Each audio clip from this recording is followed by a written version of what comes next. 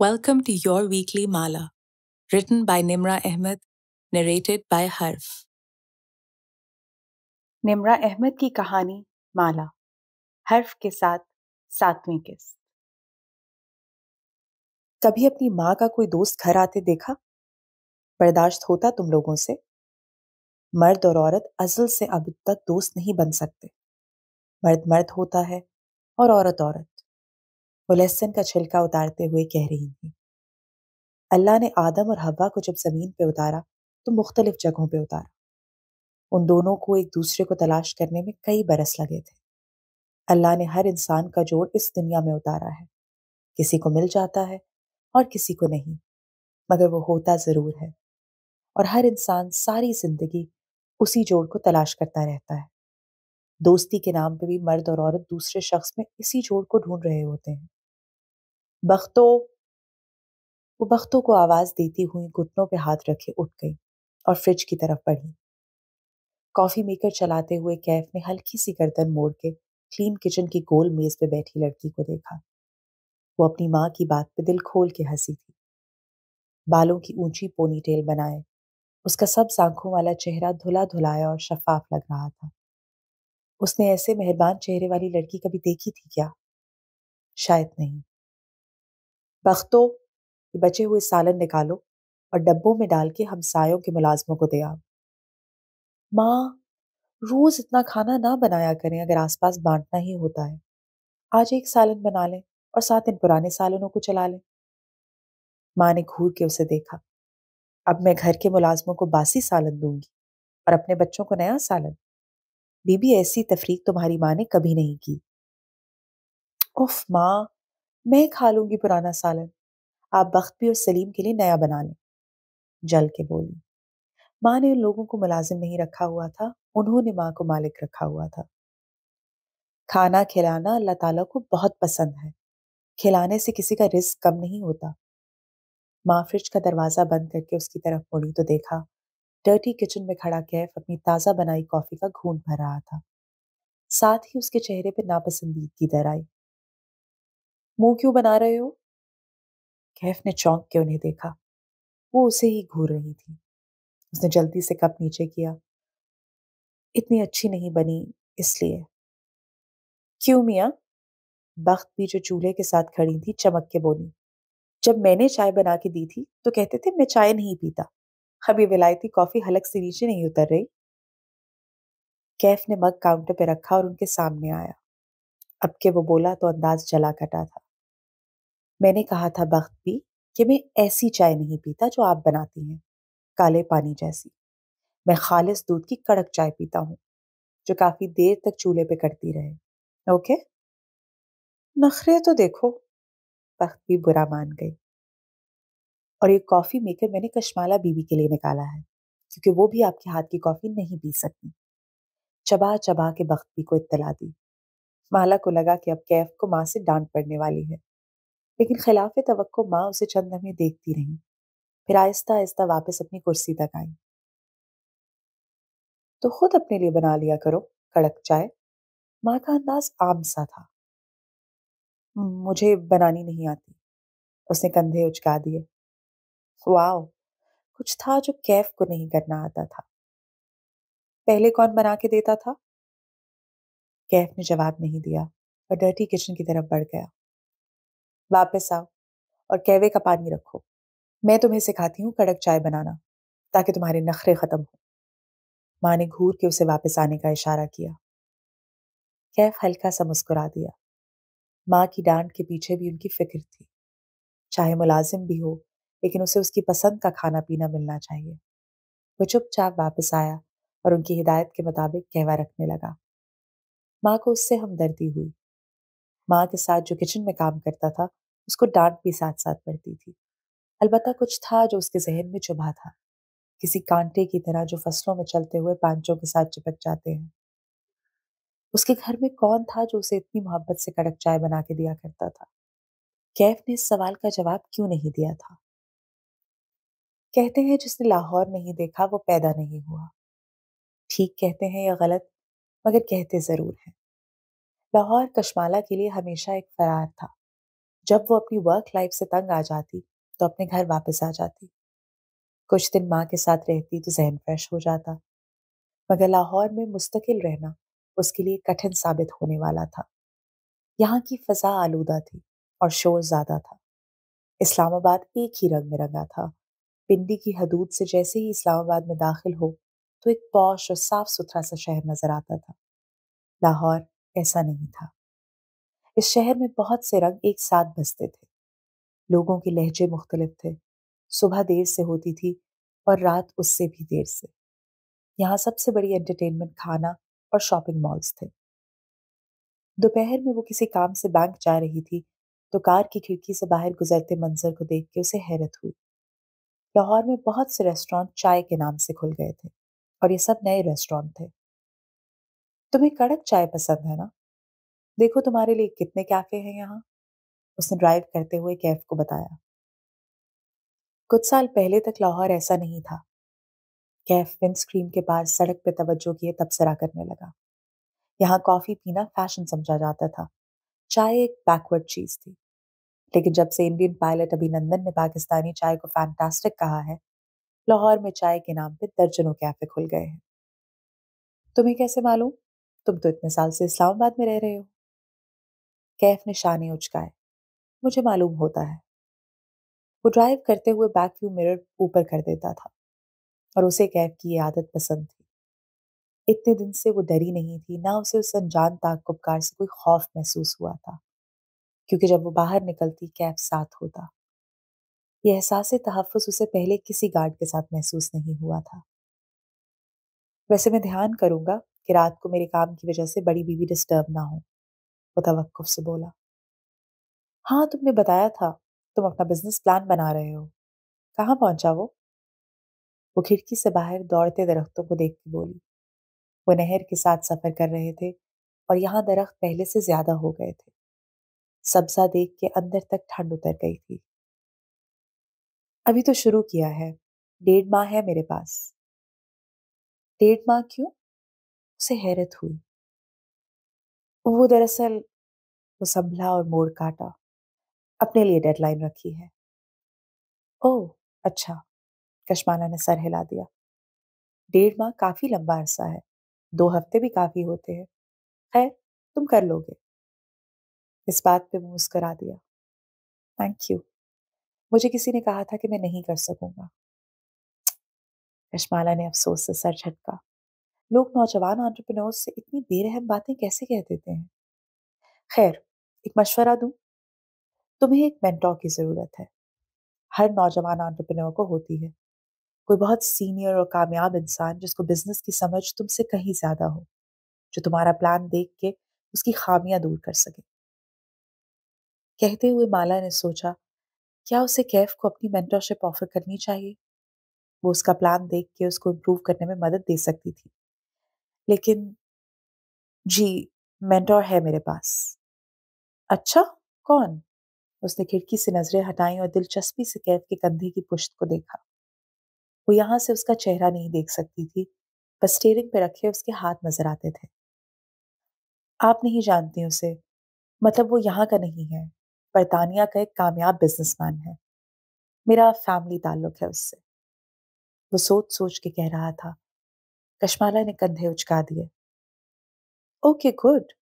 मगर तुम मेरी जॉब के साथ अपने प्लान पे काम कैसे करोगे? कर लूंगा। पूरी रात होती है मेरे पास। आपका ताक्कुबकार भी तंग नहीं कर रहा। फिर ख्याल आने पे पूछा, आपने बड़ी बीबी का चेकअप नहीं करवाया? मोहित ने अपॉइंटमेंट ली है एक न्यूरोलॉजिस्ट से मंगल के लिए। मंगल आने में 5 दिन हैं। वो जवाब देती लेकिन कैफ का मोबाइल वाइब्रेट करने लगा। मोबाइल ड्राइविंग और फ्रंट सीट के दरमियान में रखा था। कैफ ने मोड़ काटते हुए मोबाइल उठाना चाहा। वो फिसल के नीचे जा गिरा। उसने चूंकि फोन गिरते नहीं देखा था, इसलिए वो अपनी साइड पे हाथ मारने लगा। हालांकि फोन स्लिप होके पीछे कश्माला के कदमों में आ गिरा था। उसने झुक के मोबाइल उठाया। स्क्रीन सामने थी। एक ही नजर में कॉल करने वाले का नाम पढ़ सकती थी, सारा कैफ। उसने मोबाइल कैफ की तरफ बढ़ाया तो कैफ ने तेजी से उसे तकरीबन खींचा और फिर जोर से बटन दबा के उसे बंद किया और दूसरी तरफ रख दिया। کار کی سپیڈ بڑھ گئی۔ کیف ڈسٹرب ہو گیا تھا۔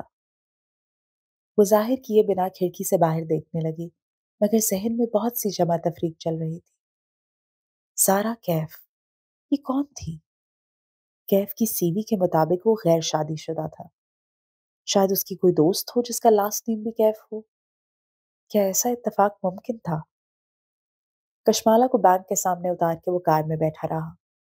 جب اسے تسلی ہو گئی کہ وہ اندر جا چکی ہے تو اس نے موبائل نکالا اور زارا کی چیٹ کھولی۔ پھر بے بسی بھرے غصے میں میسج ٹائپ کرنے لگا۔ تم آئندہ مجھے خود سے کال نہیں کرو گی۔ جب کال کرنی ہوگی میں خود کروں گا، سمجھ میں آیا؟ وہ کچھ دیر وہاں بیٹھا سوچتا رہا۔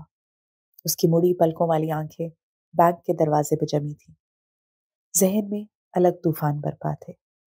پھر اس نے وائٹ ہیئر کو کال ملائی اور موبائل کان سے لگا لیا۔ میں یہ جاب مزید نہیں کر سکتا، میں کوئٹ کرنا چاہتا ہوں۔ دوسری طرف ایک لمحے کی خاموشی چھائی رہی، پھر مالک کی سرد آواز گونجی۔ کیوں؟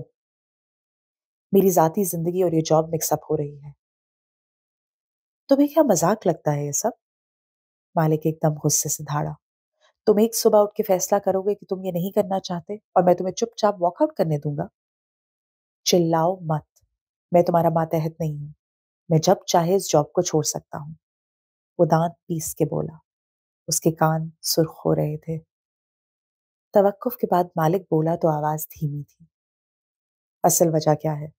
کیوں چھوڑنا چاہتے ہو یہ جاب؟ کیف نے گہری سانس لی۔ اس کی ماں بیمار ہے، میں اس کے ساتھ مزید دھوکہ نہیں کر سکتا۔ تم اس کی ماں کے لیے اتنے حساس کیوں ہو رہے ہو؟ بس میں اس فیملی کے ساتھ نہیں رہ سکتا، یہ پلان کا حصہ نہیں تھا۔ اب یہی پلان کا حصہ ہے۔ میری بات غور سے سنو۔ تم اس لڑکی کی جاب کرو گے جب تک تمہیں وہ نہیں ملتا جو ہمیں درکار ہے۔ اس نے مجھے نہیں بتایا کہ وہ کیسے جانتی ہے کہ کسی آدمی کے پاس اس کی تصویر ہے۔ میں نے اس دن سے 2 دفعہ پوچھا ہے، وہ نہیں بتاتی، میں کیا کروں؟ پھر تم اس کا اعتماد حاصل کرو، تمہیں یہ کرنا پڑے گا، یا میں اسے سب سچ بتا دوں۔ میں ایسا کر سکتا ہوں۔ اس کا انداز نڈر تھا، کسی بھی خوف سے خالی۔ ٹھیک ہے، ابھی جاؤ اور اسے سب بتا دو، مجھے فرق نہیں پڑتا۔ لیکن اس سے کیا ہوگا؟ کیا وہ تمہارا شکریہ ادا کرے گی؟ نہیں، وہ تمہیں کھڑے کھڑے گھر سے نکال دے گی اور تم خالی ہاتھ رہ جاؤ گے۔ کیف کے تنے اعصاب ڈھیلے پڑتے گئے۔ میں جھوٹا اور دھوکے باز نہیں تھا، میں مزید یہ نہیں کرنا چاہتا۔ تم اس لڑکی کی زندگی میں دھوکے سے داخل ہوئے ہو۔ اب تم اس چیز کو فکس نہیں کر سکتے۔ اب واپسی ممکن نہیں ہے۔ جلد یا بدیر اسے تمہاری حقیقت معلوم ہو جائے گی۔ اس کے بعد وہ تم سے صرف نفرت کرے گی۔ مالک کا انداز استہزائیہ تھا۔ تمہیں اس وقت کے آنے سے پہلے اپنا کام مکمل کر کے وہاں سے نکلنا ہے، سمپل۔ مالک کے لیے جمع تفریق بہت آسان تھی اور اس کے لیے یہ فکرہ بہت بھاری تھا۔ وہ تم سے نفرت کرے گی۔ تم مجھے کسی بھی چیز کے لیے مجبور نہیں کر سکتے۔ وہ بے بسی بھرے غصے سے بولا۔ میں نے اپنی مرضی سے اس جاب کے لیے حامی بھری تھی۔ میں اپنی مرضی سے اس کھیل کو ختم بھی کر سکتا ہوں۔ تمہارے پاس یہ چوائس اس دن تک تھی جب ہم تینوں اس ہوٹل سویٹ میں اکٹھے ہوئے تھے۔ اس دن کے بعد تمہارے پاس یہ چوائس نہیں رہی۔ تم اس کو کچھ نہیں بتاؤ گے، ورنہ میں سچ کہہ رہا ہوں، مجھ سے برا کوئی نہیں ہوگا۔ جاؤ اور اپنا کام مکمل کرو۔ کشمالہ بینک سے باہر آ رہی تھی، کوہنی پہ بیگ لٹکائے، سن گلاسز ماتھے کے اوپر چڑھائے۔ وہ موبائل کے بٹن ساتھ ساتھ دبا رہی تھی۔ پھر چہرہ اٹھا کے اپنی کار کی تلاش میں دیکھا۔ کیف نے فون رکھ دیا۔ کشمالہ کی نگاہ اس سے ملی تو وہ مسکرا دی اور اس کی طرف آنے لگی۔ کیا وہ اس سے نفرت کرنے لگی؟ کیا ان دونوں پہ بھی ایسا وقت آنا تھا؟ کار سٹارٹ کرتے ہوئے اس کے ذہن میں ایک ہی فکرہ گونج رہا تھا۔ مبین منزل کے بالائی فلور پہ ایک کمرے کی کھڑکی لان میں کھلتی تھی۔ وہ کمرہ کسی زمانے میں گیسٹ روم ہوتا تھا۔ برسوں پہلے کشمالہ نے وہاں سے بیڈ اور صوفے نکلوا کے اپنے پینٹنگ اسٹوڈیو بنا لیا تھا۔ پھر وہ اسلام آباد چلی گئی تو یہ کمرہ بند ہی رہ گیا۔ کام والی صفائی کر دیتی تھی، لیکن جب سے ماں نے سیڑھیاں چڑھنا ترک کیا تھا اوپر کی صفائی بھی واجبی ہوتی تھی۔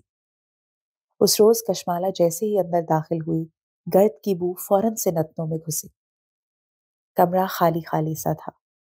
2 دیواروں پہ بک شیلف بنے تھے جن میں اس کی پسند کی کتابیں اور پینٹ باکسز رکھے تھے۔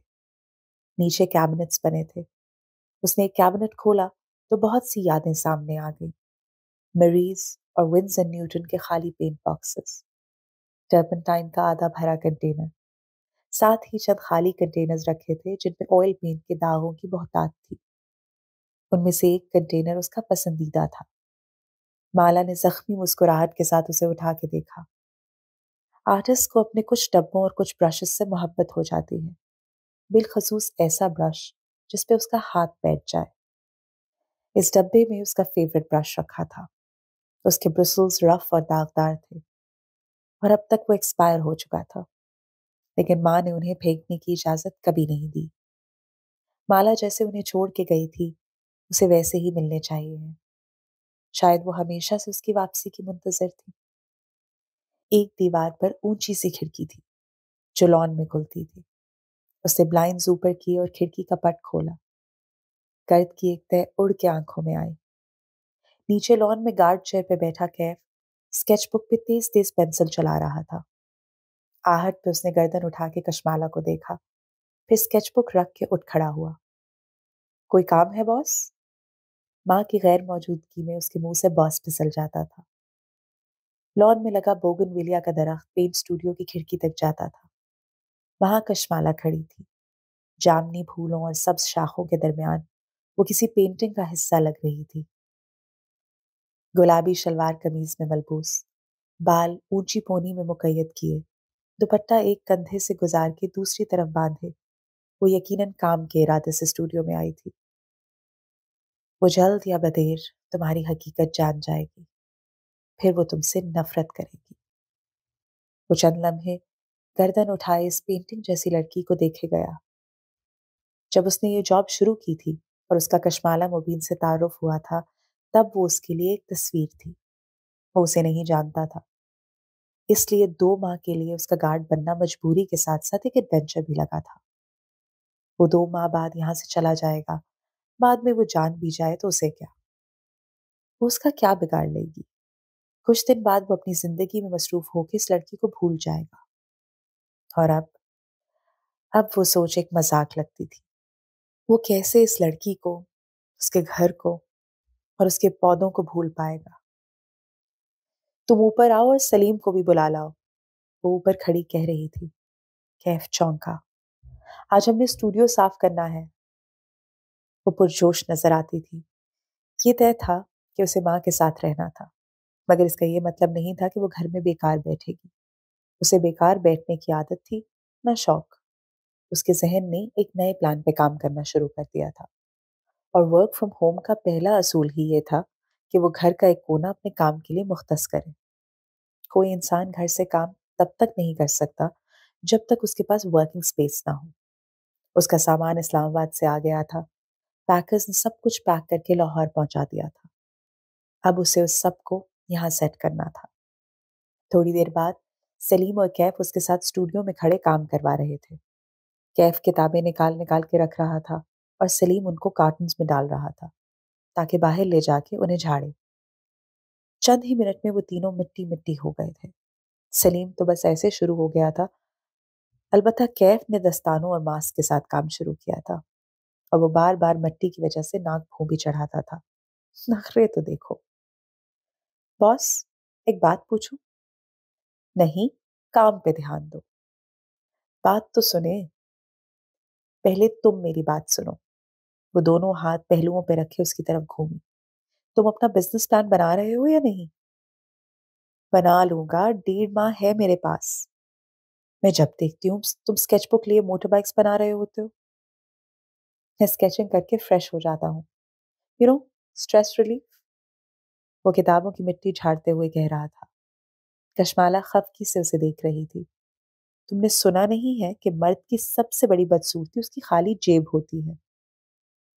یار یہ کیا آپ لوگوں نے اسٹینڈرڈ سیٹ کر لیے ہیں کہ 30 کی عمر تک پہنچنے سے پہلے کریئر سیٹ ہونا چاہیے؟ ہر بندے کا نہیں ہو سکتا، وہ جھنجھلا گیا۔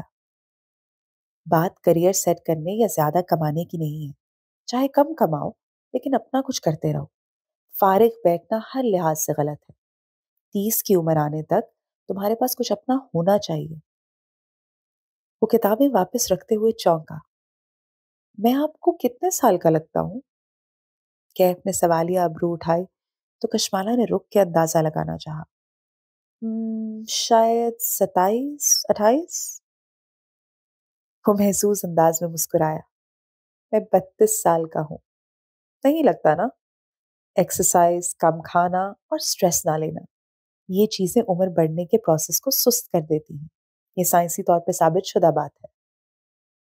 اوہ، تو تم کم عمر دکھنے کے لیے ساری عمر بیکار مشغلوں میں ضائع کر دو گے لیکن کریئر نہیں بناؤ گے. ایک میرا کلاس فیلو بھی ایسا تھا. ہر وقت اپنی سکن اور فٹنس کی پرواہ میں لگا رہتا تھا.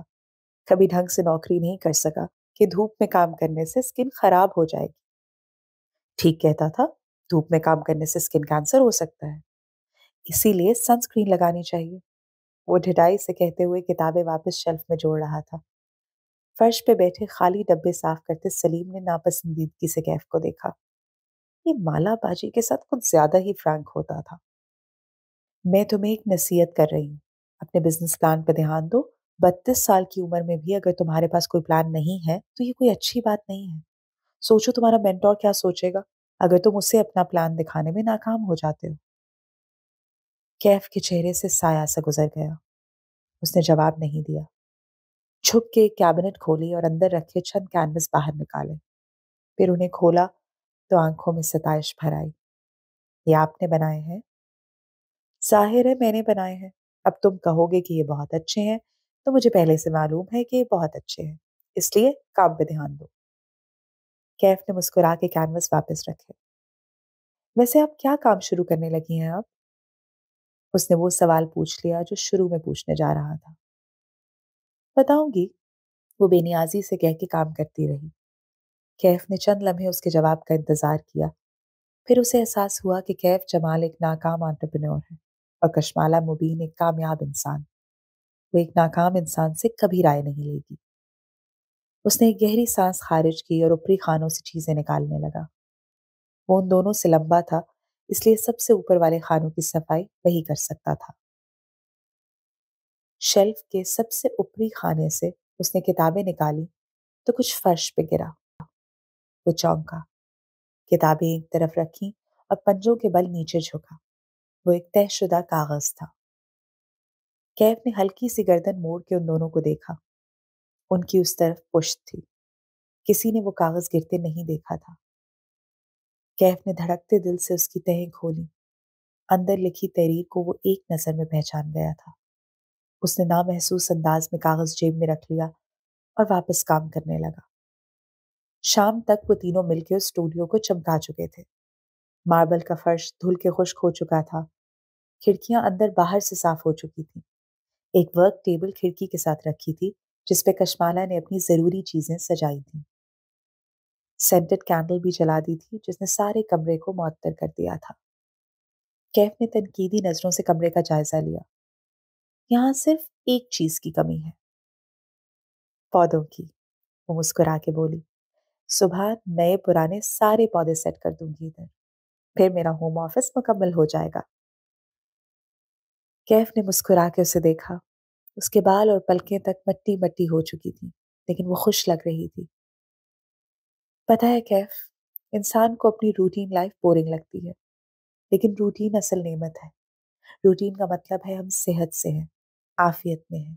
بس مجھے اپنی روٹین میں واپس جانا ہے. اس ریسٹورانٹ کا کیا ہوا جنہوں نے آپ کو جاب آفر کی تھی؟ اسے یاد آیا. وہ شیلف سے ٹیک لگائے کھڑا تھا اور وہ اس کے سامنے کھڑکی کے ساتھ کھڑی تھی. وہ کشمالہ کا چہرہ بجھ گیا. میں توقع کر رہی تھی کہ وہ مجھے کوئی مینجمنٹ پوزیشن آفر کریں گے لیکن وہ اپنے ریسٹورانٹ کی ایک دیوار پہ 3D ایلوژن بنوانا چاہتے ہیں. آپ بنا سکتی ہیں نہیں؟ رمضان شروع ہونے والا ہے، ان کے پاس عید تک کا وقت ہے. وہ چاہتے ہیں کہ میں سارا رمضان اسے ایک دیوار پہ کام کروں مگر 4 ہفتوں میں صرف پینٹنگ بنائی جا سکتی ہے، آرٹ نہیں. کیوں؟ وہ دلچسپی سے پوچھنے لگا. آرٹ بنانے کے لیے کوئی ڈیڈ لائن نہیں رکھی جا سکتی، کیونکہ آرٹ خوشی سے نہیں تخلیق کیا جاتا، نہ وہ پیسے کمانے کے لیے ہوتا ہے۔ آرٹ درد اور ٹوٹے دل سے بنتا ہے۔ اس کے لیے کنپٹی پہ انگلی سے دستک دی۔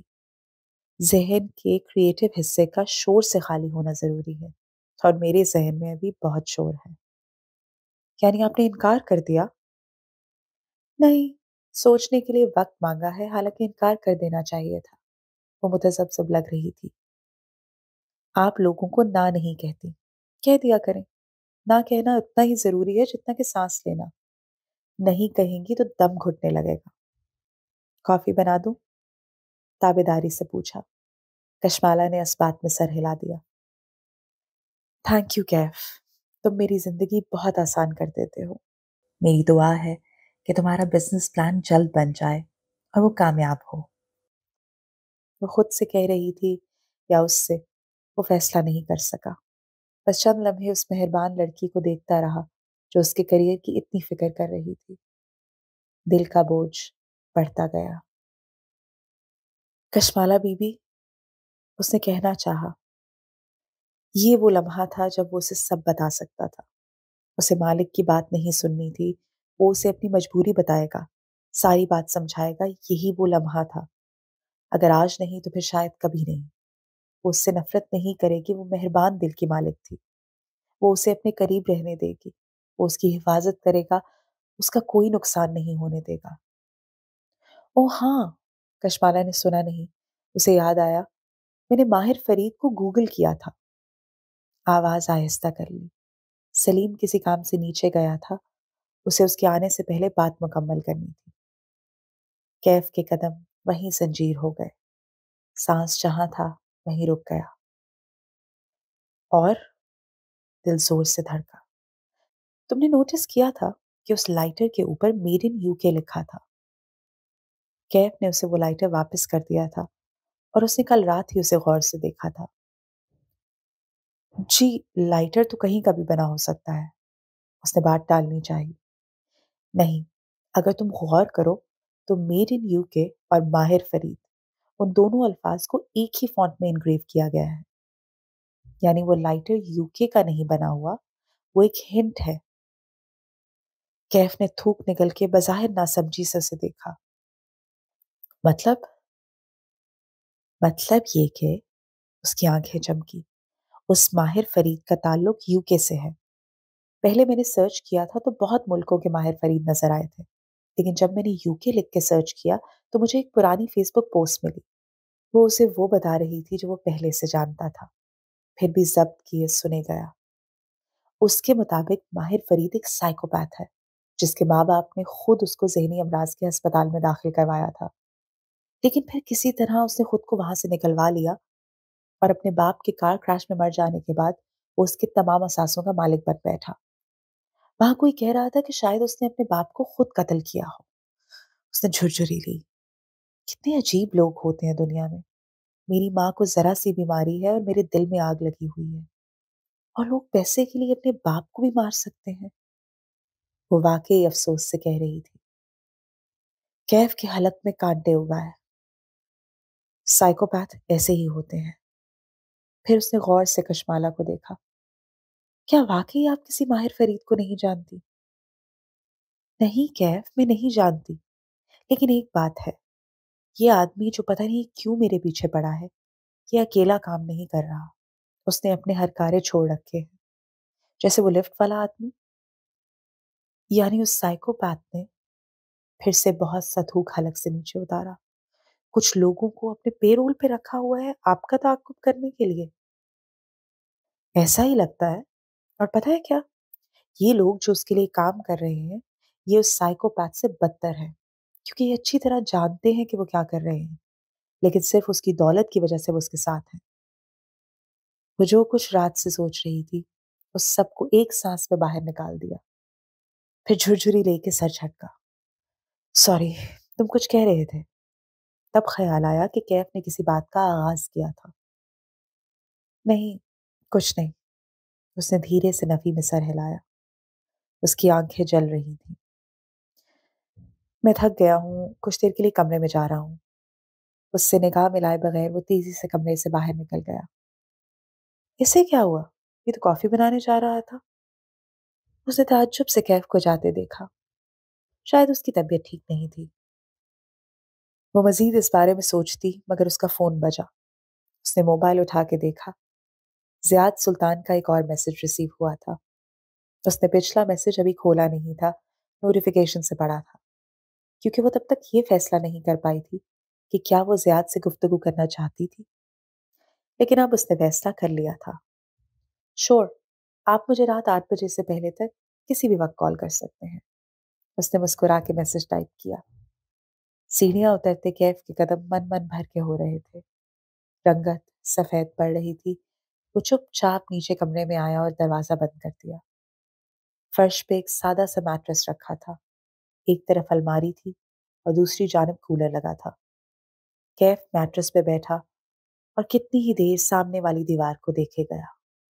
پھر اس نے موبائل نکالا اور وائٹ ہیئر کو کال ملائی۔ آج کے لیے اتنا ہی۔ اگلے ہفتے ہمارے ساتھ رہیے گا مالا کی قسط نمبر 8 کے لیے۔